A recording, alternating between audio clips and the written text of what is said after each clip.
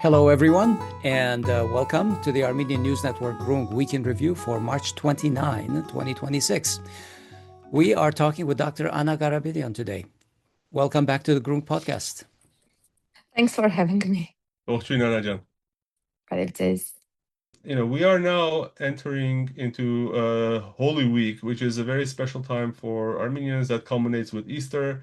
Of course, the entire Christian world, in fact. But, as we, anticipate celebrating Easter, we have to talk about not so pleasant things, including wars going on in our region. In fact, we're recording this on March 30th, and the unprovoked war against Iran by US and Israel is now in its 31st day. And the attacks on both sides are escalating. While US and Israel are attacking Iran's energy resources now, Iran is responding in kind by attacking everywhere across the Middle East where there are US bases. So countries that host US bases, there's no sign of abatement. In fact, even though the US is talking about ceasefire negotiations, they presented a 15-point plan that sounds more like an ultimatum. In fact, first they gave 2 days and 5 days. Now Trump says that Iran has 10 days. That was said like sometime last week. But after those 10 days, it is assumed that the US will dramatically ramp up the attacks against Iran's energy infrastructure.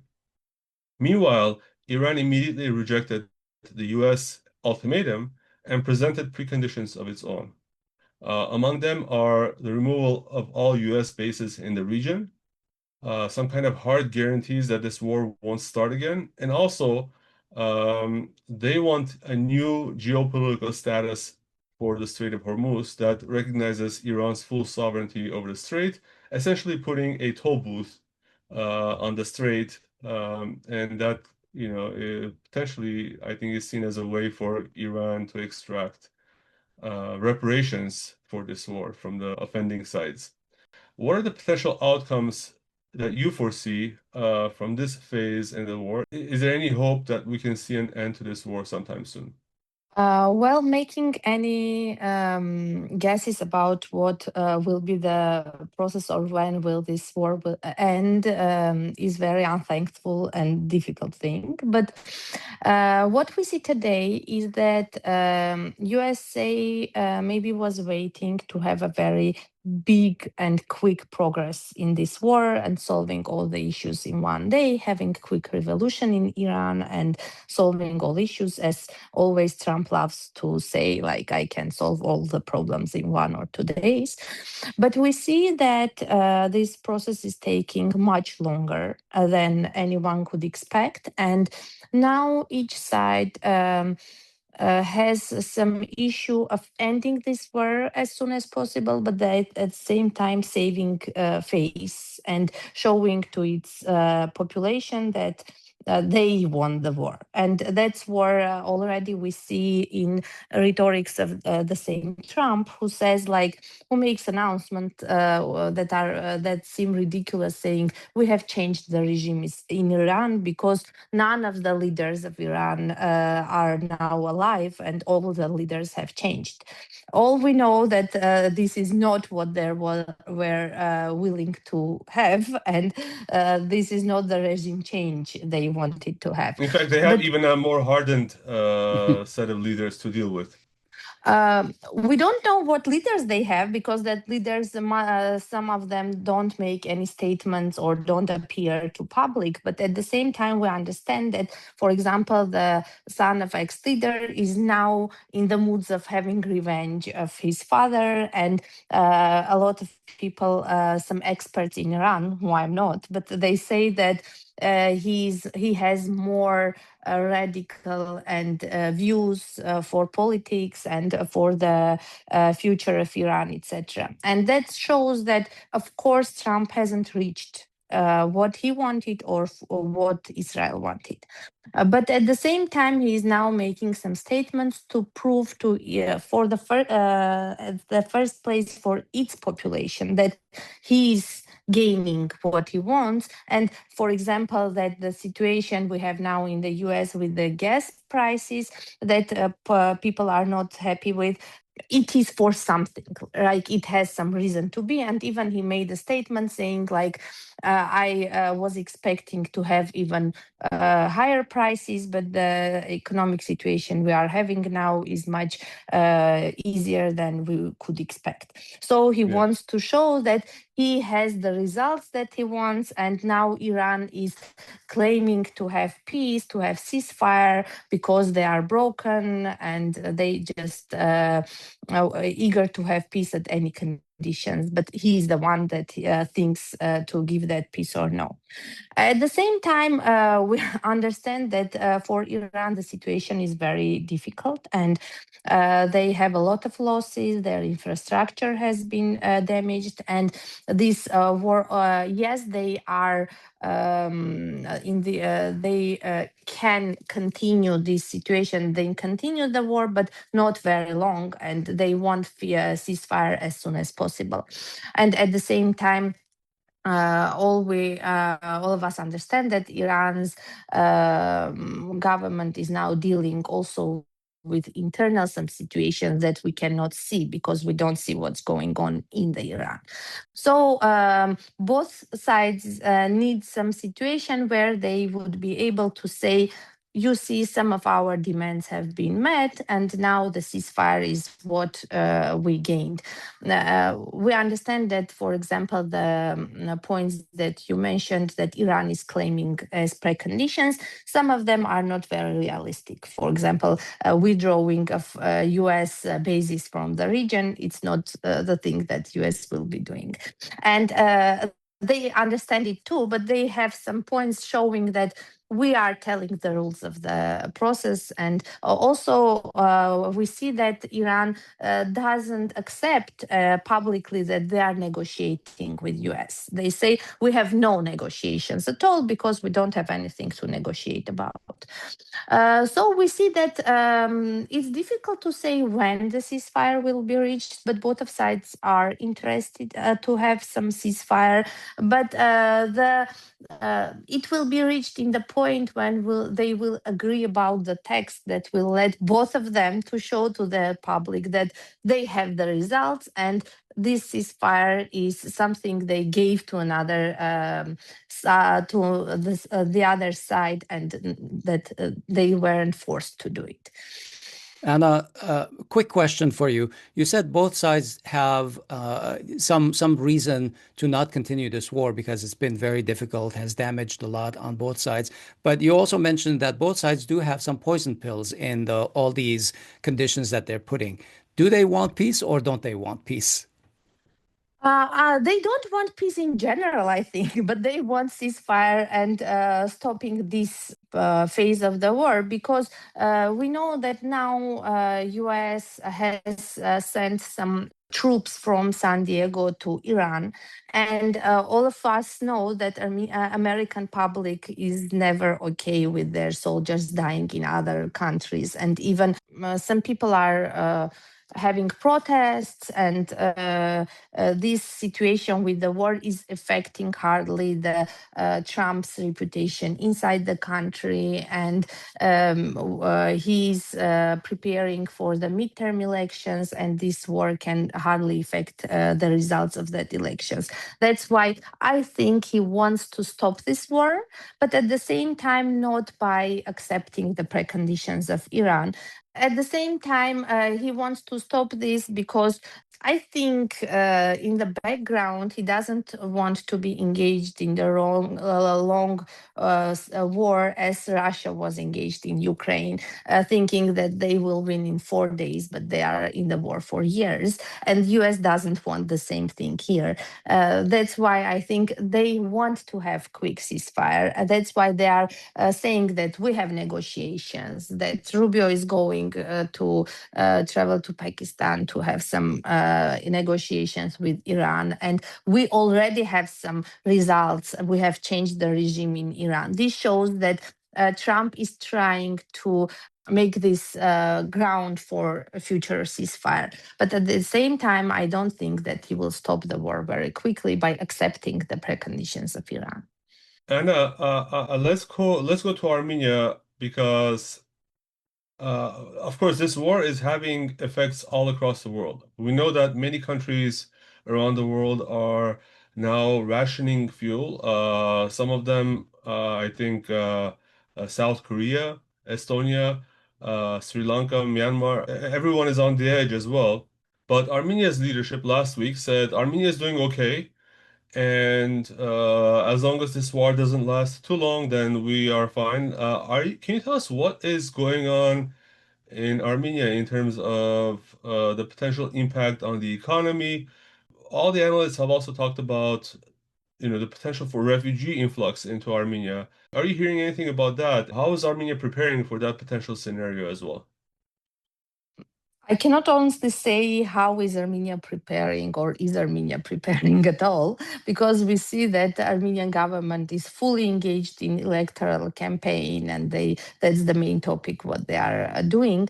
At the same time, of course, they are dealing with the situation in Iran by making some announcements, by trying to show that they are willing to have good relations with Iran, for example, by sending the humanitarian aid, even though Iran haven't asked for it.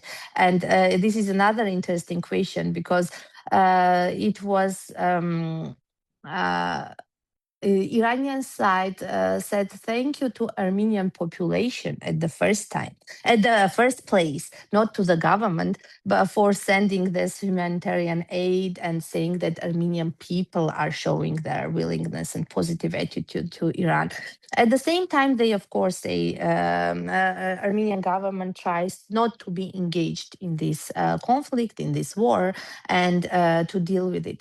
About the refugees, usually when the situation in Iran is escalating, you can see in Yerevan a lot of Iranian people, families who are trying to be in Armenia till the situation in Iran gets better. And it is the usual situation. And I hope that Armenian government thought about these possible impacts of refugees or refugee flow to Armenia. I don't know what they have done or what they are going to do.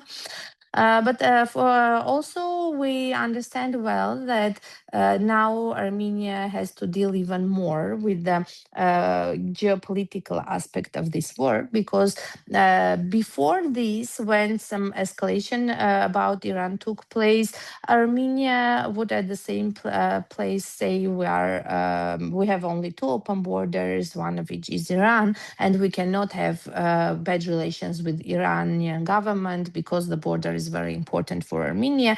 And everybody understood it and didn't push Armenia to take the side of one of the conflicts. Now also we see that no one makes any announcements asking Armenia to say their opinion, whom they are for on this war. But at the same time, we see that US is now directly more engaged in Armenia.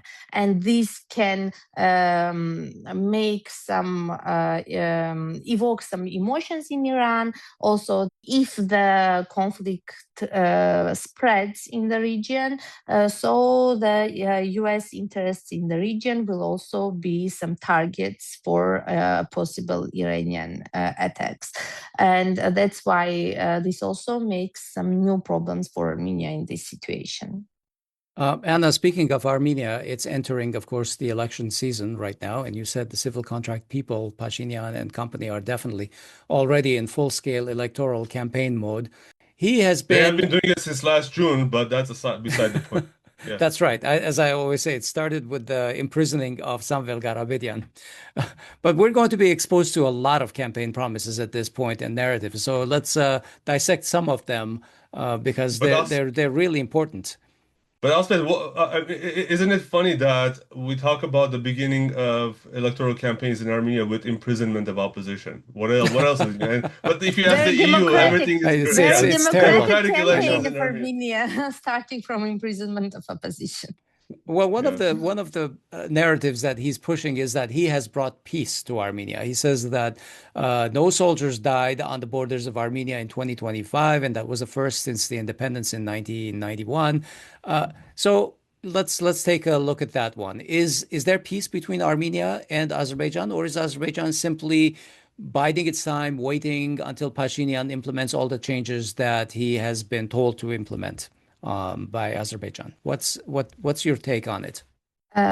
This announcement that Pashinyan makes often, that no soldiers are dying on the borders, always makes me to go back to the 2018, when after coming to when becoming prime minister, he made some agreements with Aliyev in Dushanbe about not striking on the borders, and all of us remember what they brought us to. And they were always also saying, like, you see how many soldiers were dying before that on the borders each year, and now we have half a year or year and a half when no one is dying on the borders. You see, we brought peace to the region.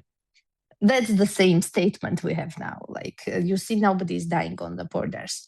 That's about that statement. But in general, has the Pashinyan brought peace to the region? If he had, then why the change of regime in Armenia would evoke another war? Does that mean that he is the peace and the future of peace of Armenia only depends on his person? And that's not bringing peace to country. That means that he has made some agreements that are only connected to him, but not to the country. It's not what in general we understand by saying bring peace to the country.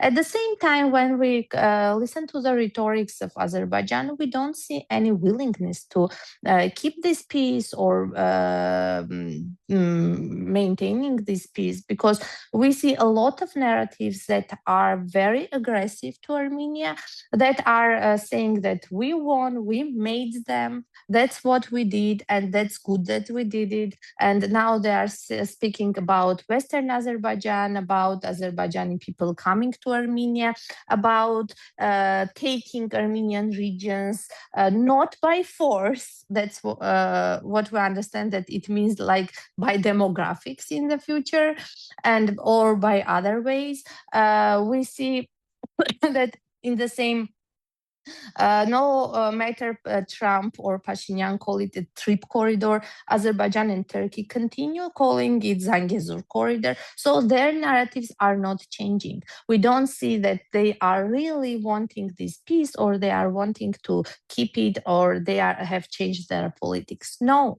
And why do they need to do that at the same time? Because they have what they wanted, and now they are telling new rules, and Armenia is keeping that rules. Even now, Pashinyan openly accepts that, yes, the changes in the constitution, that's what Azerbaijan wants us to do, and we should do it.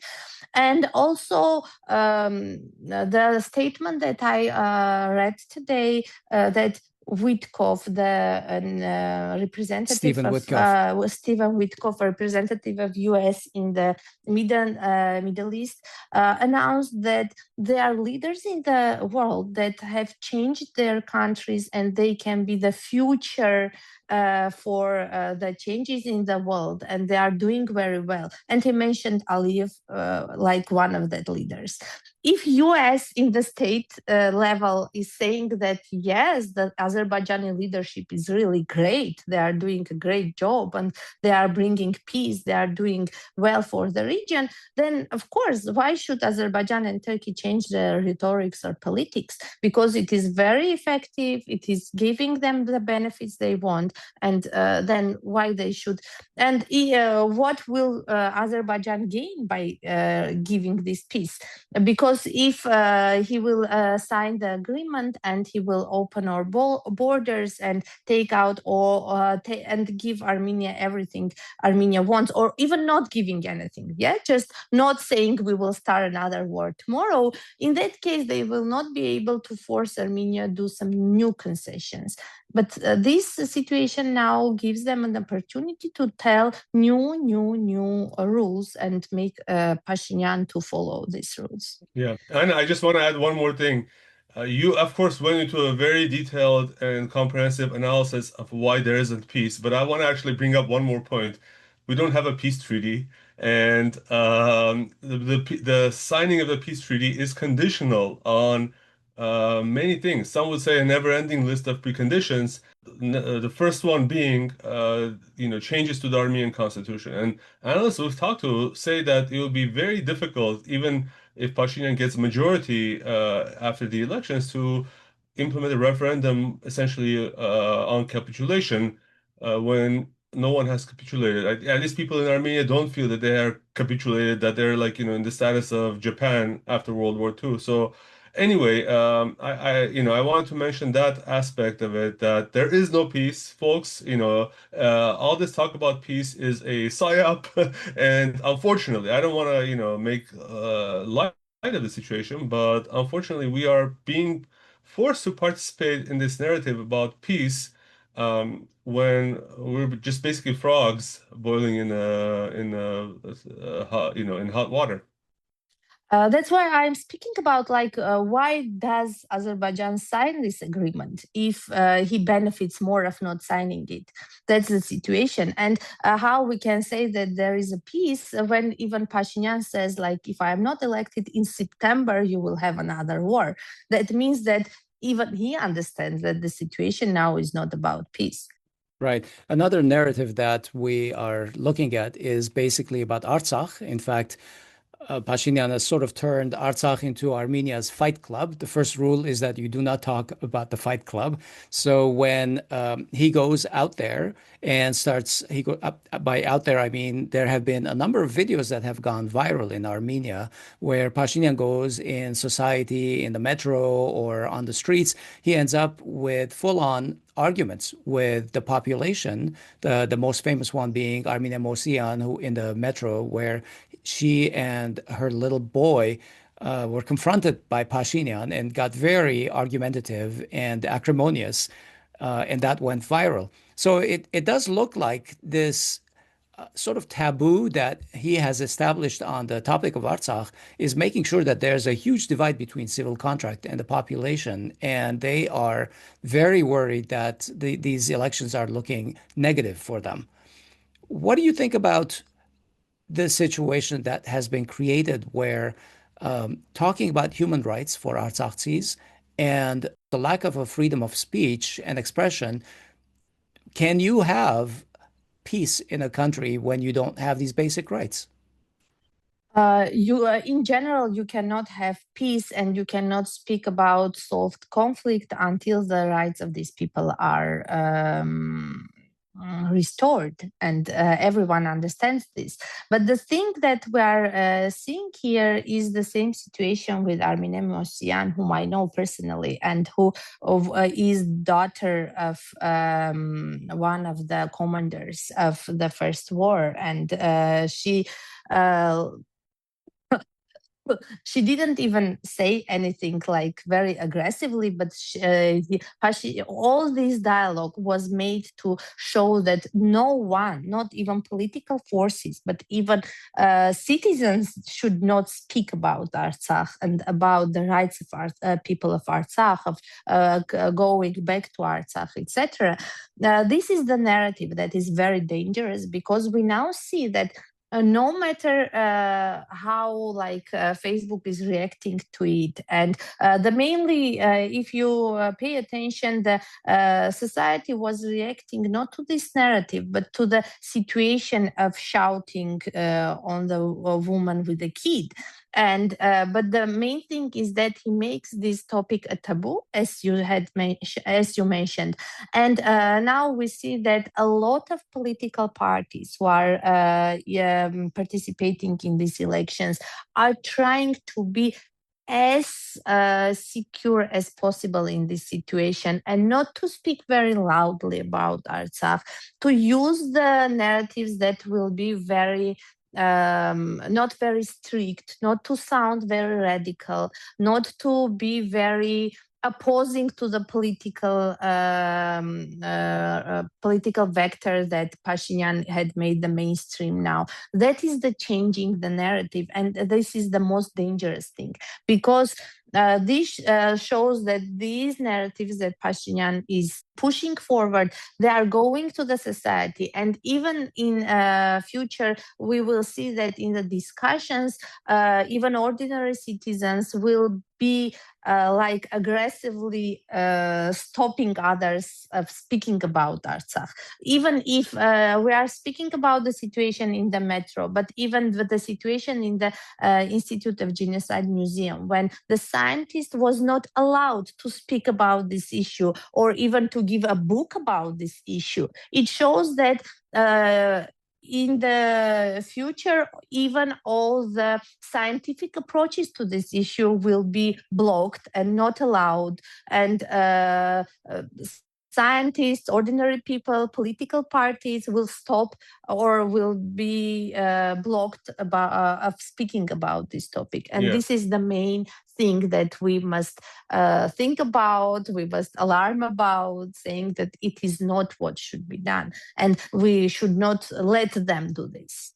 Can I just mention one more thing? The situation with Armenian Mosian, the angle of it is very interesting because, yes, he's not only trying to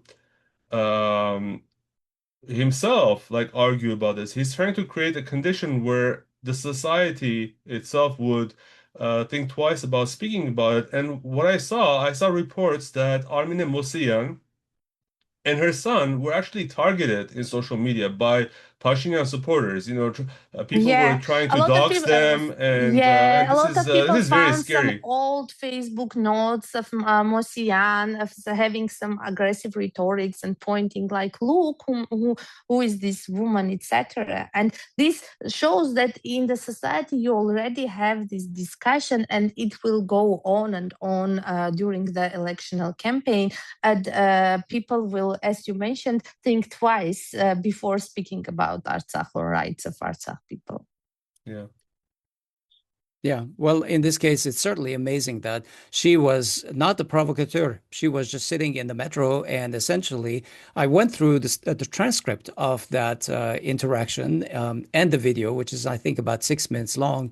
The prime minister essentially bullied her with this Real Armenia pin that he's trying to stick on everybody. And she said, "No, I am not going to do that. This is not my Armenia. You've given up part of my homeland." And it just took off from there. But seeing that situation, I think more and more people are identifying with that they're not going to be bullied into silence. They have a view. They have their freedom of expression in this country that claims to be democratic. And here's a leader who's not allowing them to do that. Let me quickly pivot to the south of Armenia, where many analysts think that the TRIPP, the Trump route for international peace and prosperity, may not survive the war on Iran.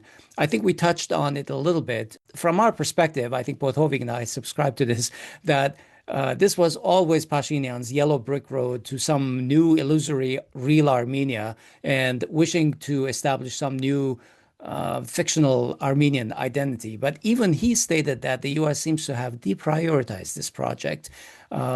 Although other government officials have come out and said, no, the project is on track, it's happening and everything. Anna, what's your assessment of the status of TRIPP, given whether Iran wins and remains whole in the region, and I say wins with, air quotes, or whether war becomes a protracted conflict with possible disintegration scenarios for months and years to come? First of all, I think it's important to mention that now it's not obvious where this TRIPP project is, because even Vance visited the region and they signed some document, but it wasn't the detailed agreement about implementing the TRIPP.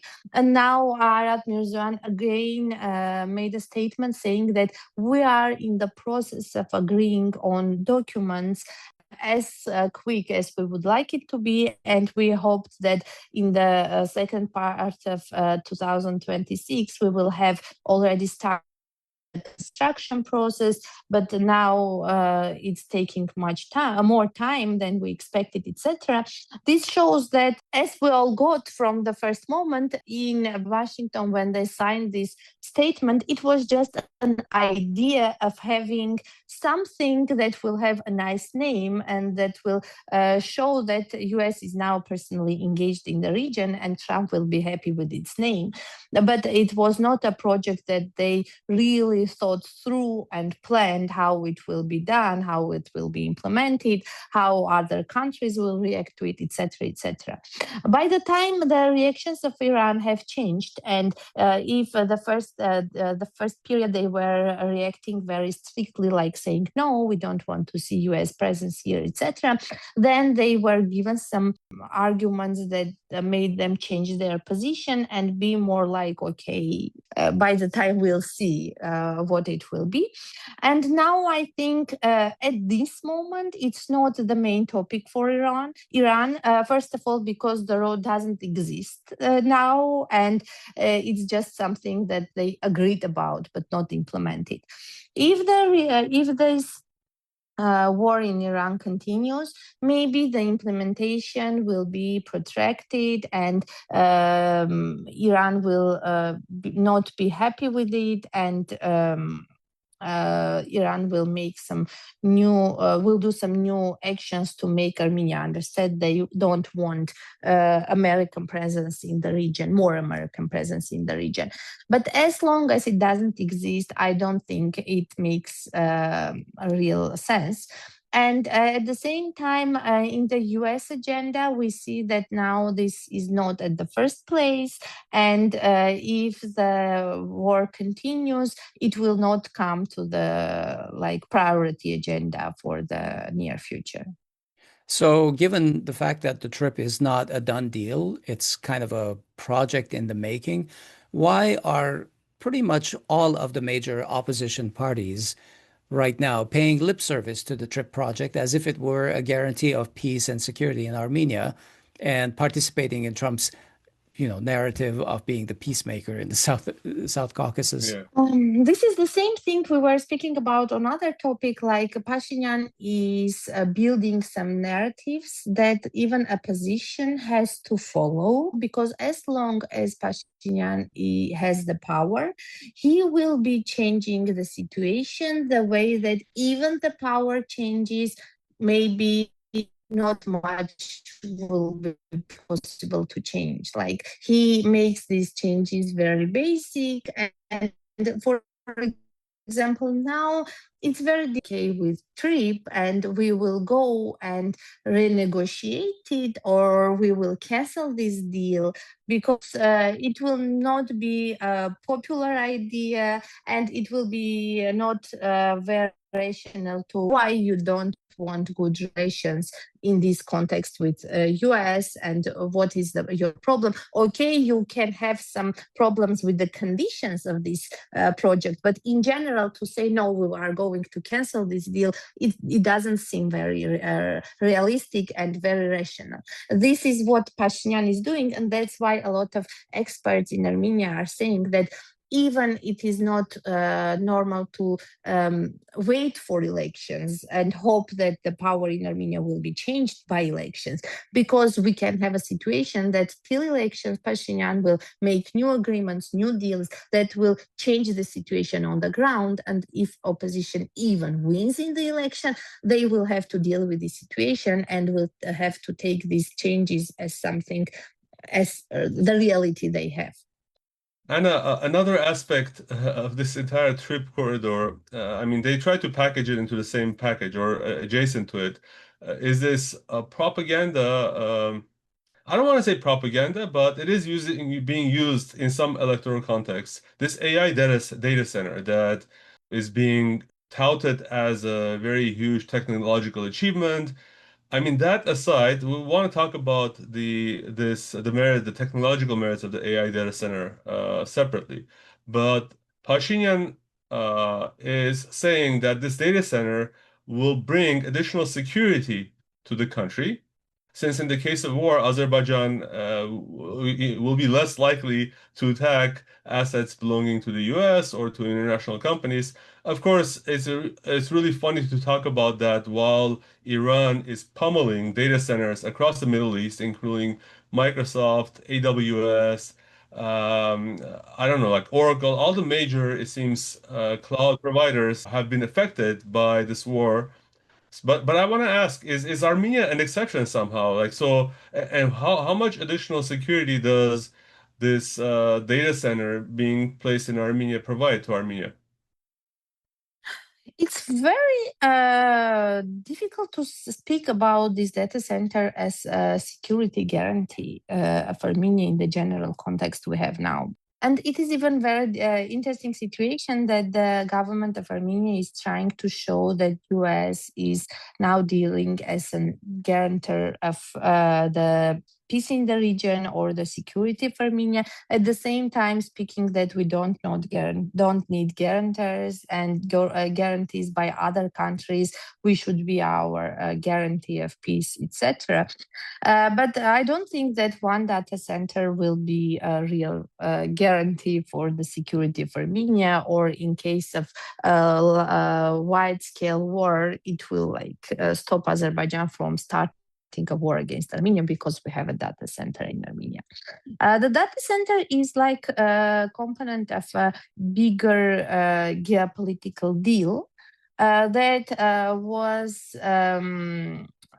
showing that US is ready to make some investments in Armenia and help Armenia to develop some know-how, modern industries, and make some new working places for Armenian people, and to engage Armenia in this chain of AI situation in the world and in Western world.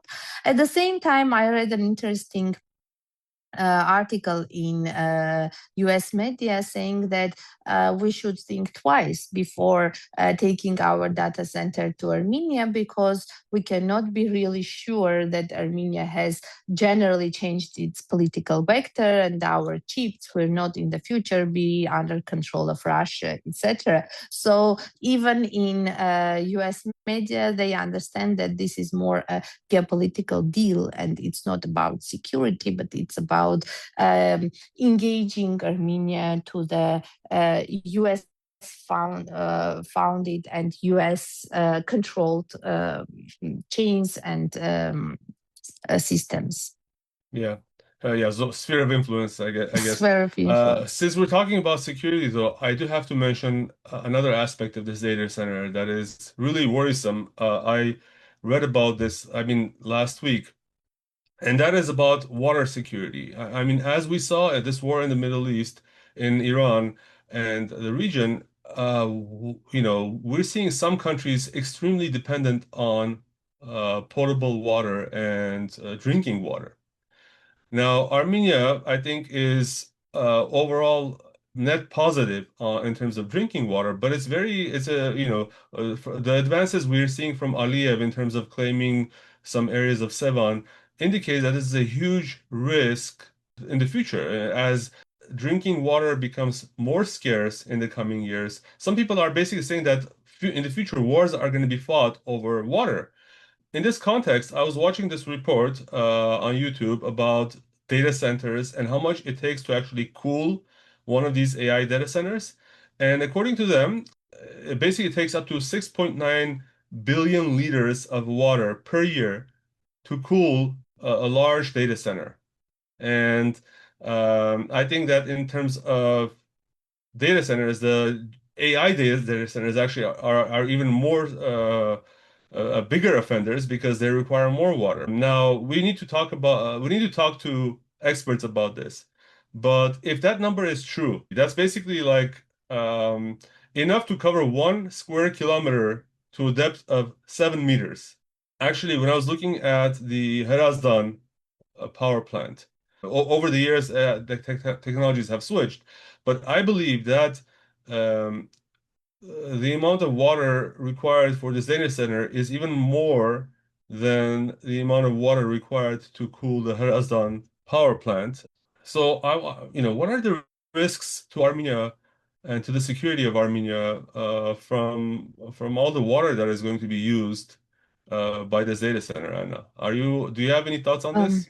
I'm not expert on environmental issues, but I also read an article when we spoke about this topic. I read an article saying that these data centers are also using a lot of energy, and they are also making some noise pollution around them, and also other wastes of using these rare materials, etc. So there are some environmental issues connected to these data centers.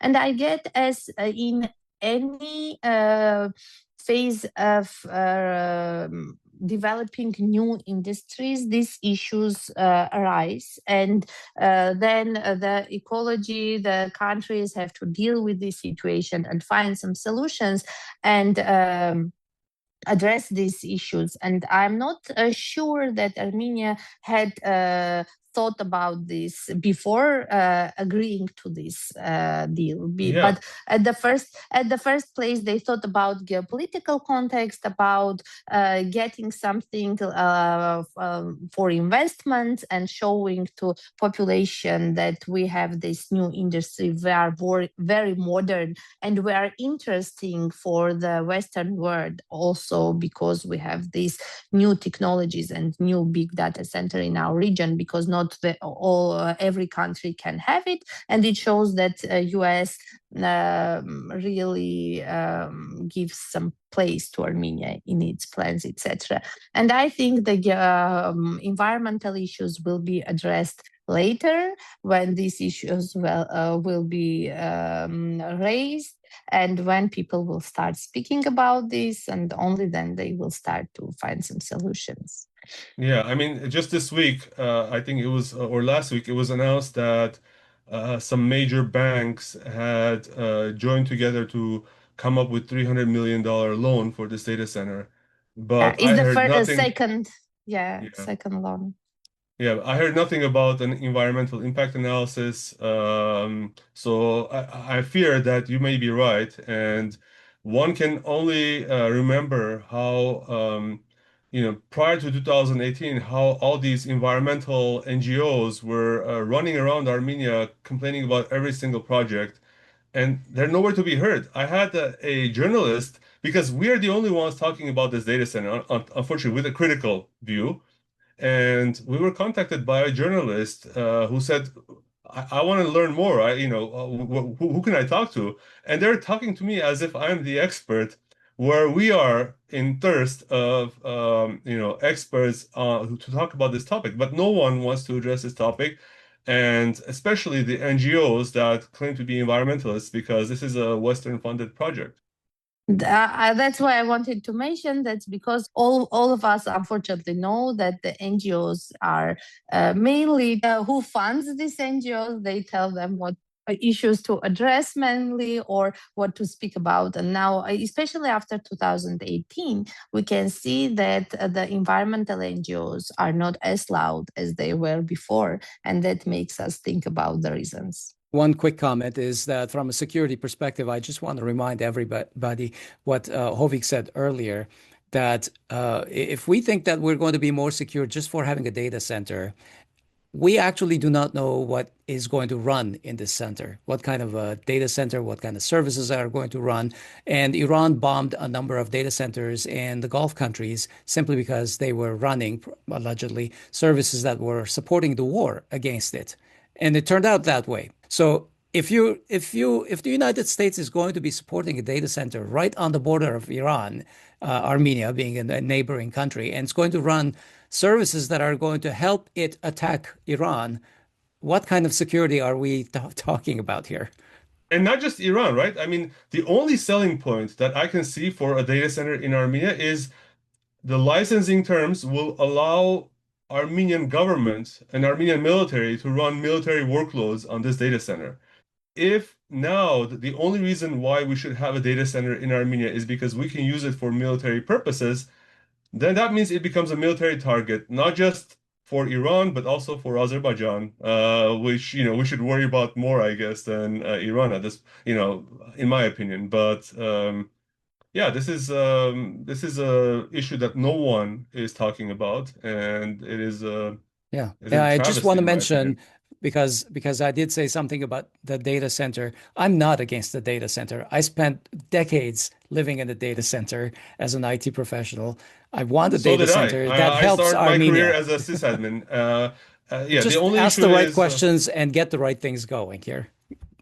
exactly. And we already talked about power consumption needs, I think, several episodes ago, where yes, this data center also will require um, one third or one up to 50% of a small modular reactor's output of energy just to run the data center. So this is all like part of that whole US geopolitical project that is currently being propagandized in Armenia.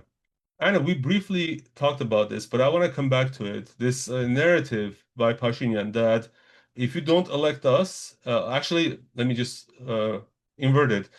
If you elect the opposition, then there will be war. I mean, he was so sure about it. He said he said in September, we will have war.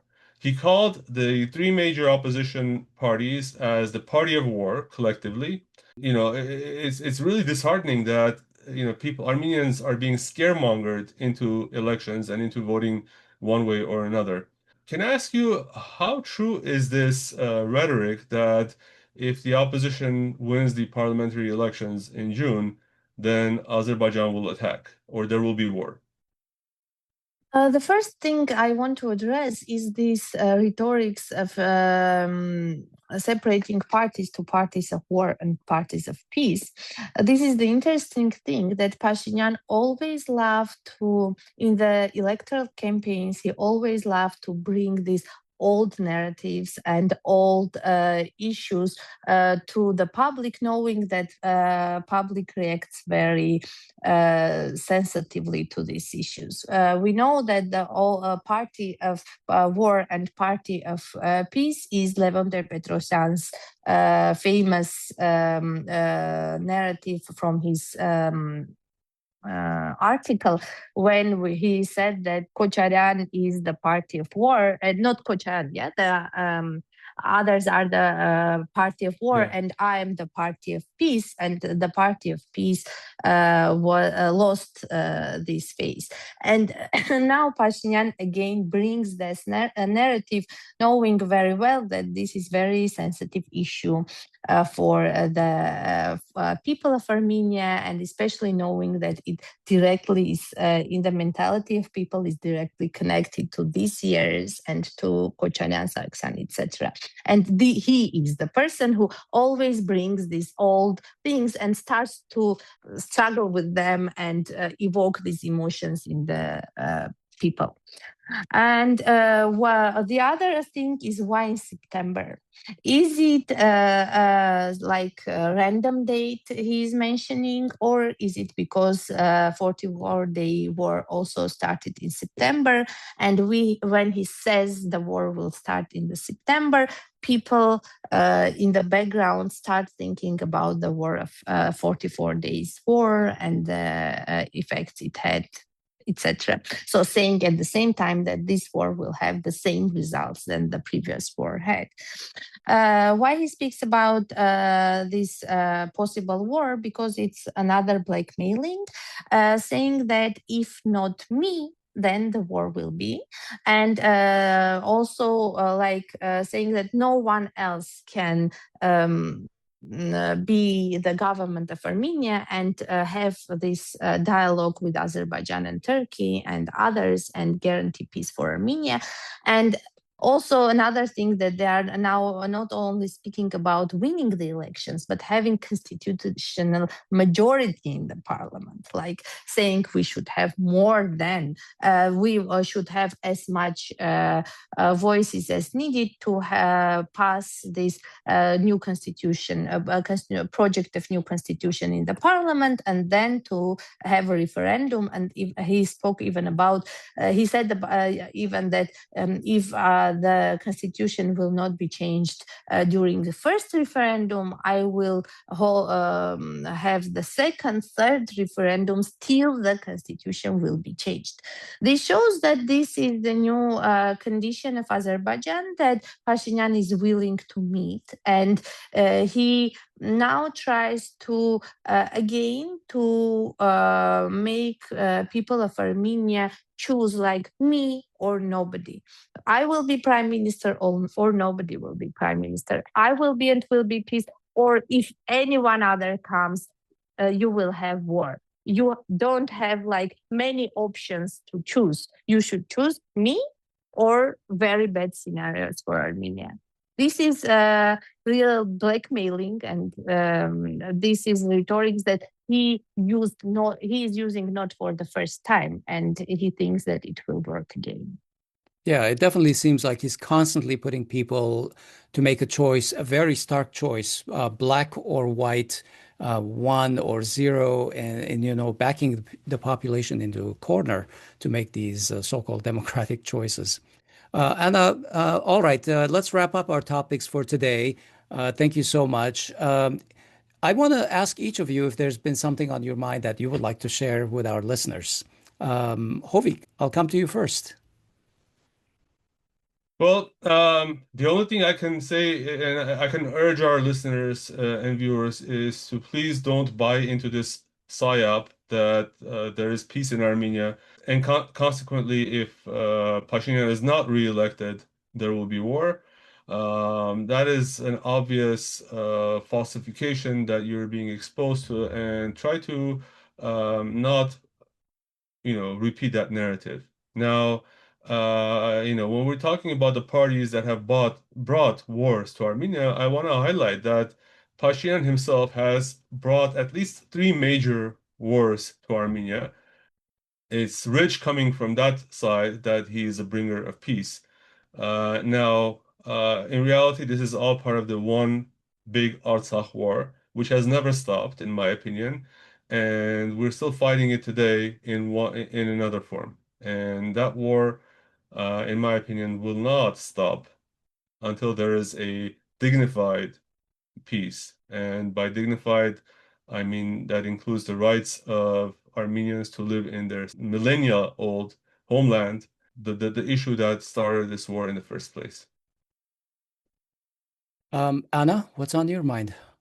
I would like to finish with from what we started, saying that Easter is approaching, and we are now starting the Avak Shapat, yes, it is called, and we now see that even this situation is being used by Pashinyan for his electional purposes, and the situation we saw in the church during the Palm Sunday shows that he's provoking people to react very emotionally, to react very strictly, and to have these situations that will be later discussed and used to broader spread these narratives in the society and make people to discuss very emotionally these electoral situations.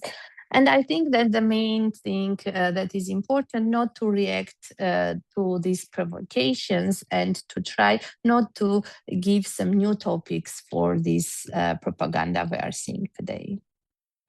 Thank you. So on my part, we talked with a South Korean gentleman, Young Min, last week, who traveled through Artsakh earlier this year. And I noted that he said that he had always wanted to attend the Formula One race in Baku. And that got me thinking that as the war on Iran has expanded regionally into the Gulf states, the race weekends in Bahrain and Saudi Arabia have been canceled due to instability in those countries. And pretty much each canceled race is going to cost F1, Formula One, $100 million or so. But it's hard to sympathize with this because even though I'm a Formula One fan, I love the sport, I love the races, it's always been an issue for me that this super rich club just waltzes around the globe from country to country without any care for their human rights records, their democratic credentials, or the corruption underlying some of their sponsors and associations.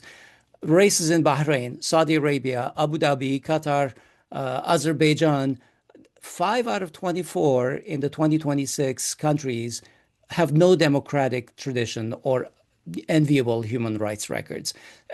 Meanwhile, the F1 president, Mohammed bin Sulayem's brother, Sultan Ahmed bin Sulayem, is in Jeffrey Epstein's files over 4,700 times with some of the most egregious references. I'm not going to talk about those here.